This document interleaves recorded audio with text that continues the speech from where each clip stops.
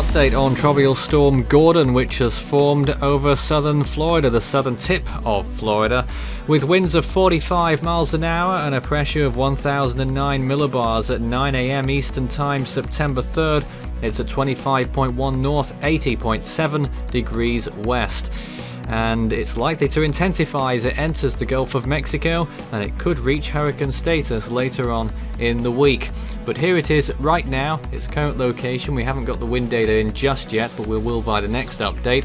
10 miles from Key Largo, 12 miles from Isla Mirada, and 41 miles from Marathon, and just over 100 to Naples. The storm's moving towards that area, towards the northwest.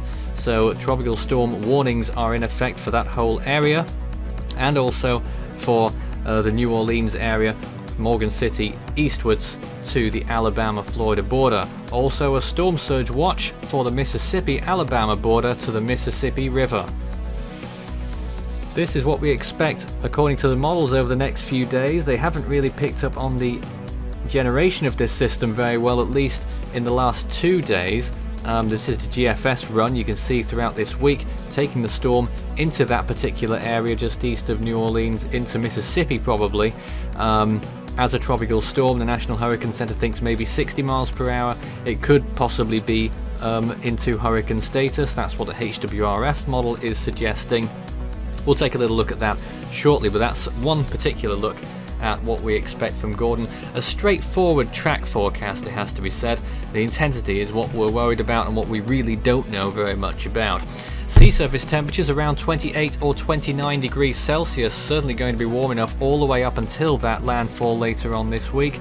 And again, here's another look at the wind. You can see into Tuesday, now Wednesday, it's probably going to be landfall day, or maybe Tuesday night, and that the storm will probably weaken rather quickly after it moves inland. The northeastern side will be the most intense side, so obviously that bears thought as well.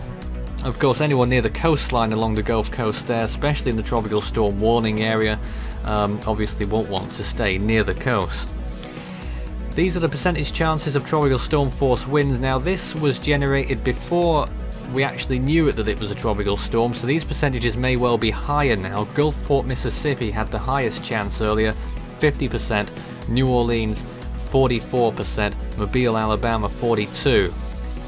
Alright, these are the graphics that we're looking at from the National Weather Service offices. This is from Key West, the Florida Keys. You can see they're becoming windy.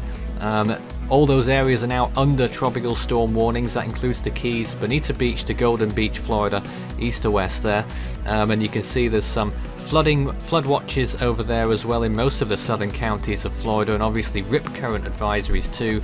Quite obvious, but that is indeed the case. And now the tropical storm warnings as well.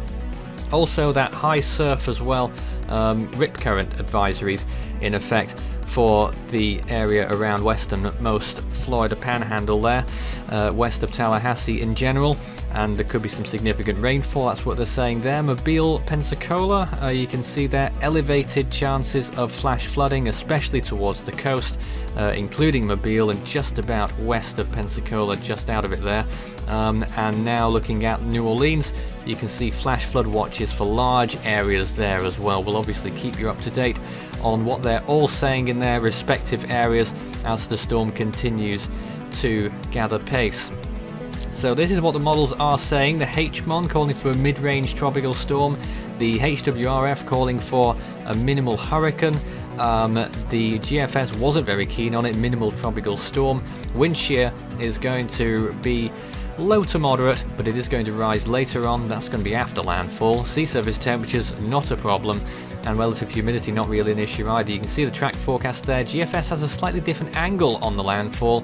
HWRF and HMON taking it literally towards the northwest, somewhere in Mississippi or maybe towards New Orleans as a landfall area, we expect. At the minute we're going with high-end tropical storm, but possibly a minimal hurricane. But this is how the storm's been looking in recent frames. You can see how it's been developing on our imagery here to some extent.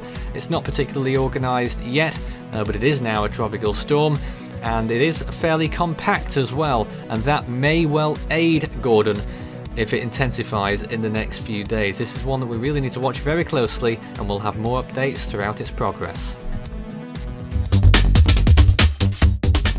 You can follow Force 13's outlets, the website force13.com, with you at any time. You can also find our YouTube page if you're not there already, subscribed hopefully, and you can also follow our Facebook page, search Force 13 all in text. Videos are now there as well, and you can follow us on Twitter at Force 13 is our handle, and it's hashtag F13Sulik if you'd like to draw our attention to anything in future live events or whatnot.